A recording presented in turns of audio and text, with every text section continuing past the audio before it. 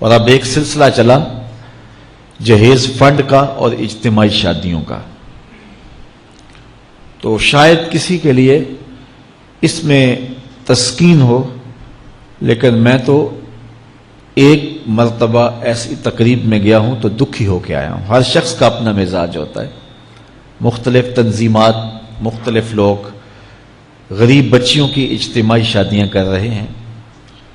تو میں ایک تقریب میں مجھے کھینچ کے کچھ لوگ لے گئے. میں نے کہا مجھے تجربہ تو نہیں ہے، لیکن مجھے لگتا ہے کہ میرے لیے تکلیف کا سامان ہوگا، اور دوست جس مقصد کے لیے مجھے لے کے جا رہے ہیں تو ان کا مقصد بھی پورا نہیں ہوگا. ایسا ہی ہوا.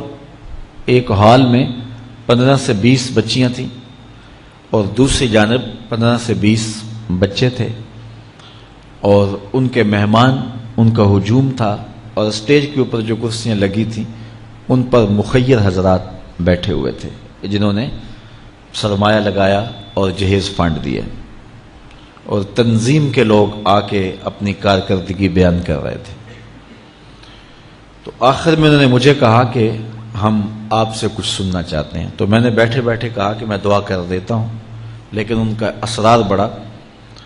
تو میں نے مائک پہ آ کے کہا کہ انسان کی زندگی میں 3 موقع ہوتے ہیں جس دن وہ مہمان خصوصی ہوتا ہے، اور سب لوگوں کی نظر اسی کے چہرے پہ ہوتی ہے. ایک جب وہ پیدا ہوتا ہے تو کالا کلوٹا بھی ہو تو ساری بستی اس کا منہ دیکھنے آتی ہے، اور اسے بہنیں چاند کہہ کے پکارتی ہیں، چاہے اس کا رنگ گہرا سیاہ کیوں نہ ہو.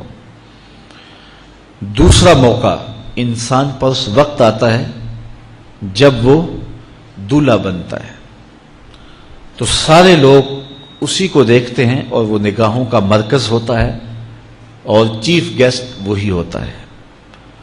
اور تیسرا وقت اس کے اوپر تب آتا ہے جب وہ چٹا لٹھے کا لباس پہنتا ہے، تو سارا شہر اس کا منہ دیکھنے آتا ہے. تو میں نے کہا ان غریب لوگوں سے آج تم نے یہ حق بھی چھین لیا.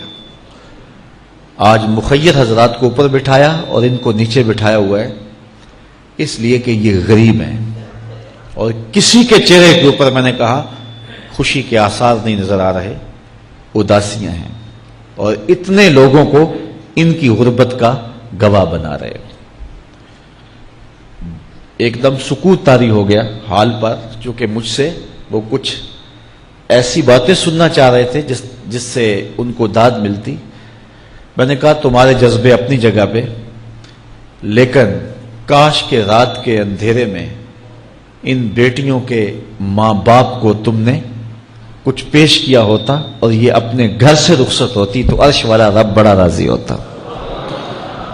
لیکن برا کرے نمائش کا کہ ہم نے ان بیٹیوں کا تماشا لگا دیا. میں ایک شہر میں گیا تو وہاں آج کل وہ پہلے تھا نا عمرے کے ٹکٹ محفل نعت میں، تو آہستہ آہستہ مجمع سمٹ گیا. تو اب ایک نیا سلسلہ شروع ہوا ہے کہ جہیز کی پرچیاں نکالی جائیں گی. تو اسی سال آپ کے قرب میں ایک جگہ 10 کے 15 جہیز فنڈ تھے. تو مجھے خطاب کرنے کے لیے انہوں نے کہا، تو بڑے شوق سے منتظم محفل نے بتایا کہ 15 بچیوں کا جہیز بھی نکالا جائے گا، اور اس پردے کے پیچھے ہزاروں بچیاں بیٹھی ہوئی ہیں. تو میں نے اپنی گفتگو میں کہا کہ یہ ظلم نہ کرو، یہ زیادتی نہ کرو. تمہارے پاس 100 لوگوں کا کھانا ہے تو 500 لوگوں کو نہ بلاؤ کہ تم قرعہ اندازی کر کے 100 آدمیوں کو کھانا دے دو اور 400 آدمیوں کو کہو کہ تمہارا نام نہیں نکلا. تمہارے پاس 100 کا کھانا ہے تو 100 کو ہی پردے سے بلاؤ اور ان کو کھانا کھلا دو. میں نے کہا 10,000 بیٹیاں اس پردے کے پیچھے بیٹھی ہیں آپ کے بقول، اور آپ ان میں سے چند کو قرعہ اندازی کے ذریعے جہیز فنڈ دے رہے ہیں. ہر پرچی پہ 10,000 بیٹی کا دل دھڑکے گا کہ شاید میرے مقدر جاگ پڑے اور غموں کی سیاہ رات ختم ہو گئی. لیکن جب آخری پرچی کے بعد اعلان کیا جائے گا کہ قرعہ اندازی مکمل ہو گئی، تو کتنی بیٹیاں گھروں میں جب واپس جا رہی ہوں گی تو تم نہیں جانتے ان کے قدم کتنے بوجھل ہوں گے. اور رسول اللہ کا میلاد ہو اور بیٹیاں آنسو بہاتی ہوئی جائیں.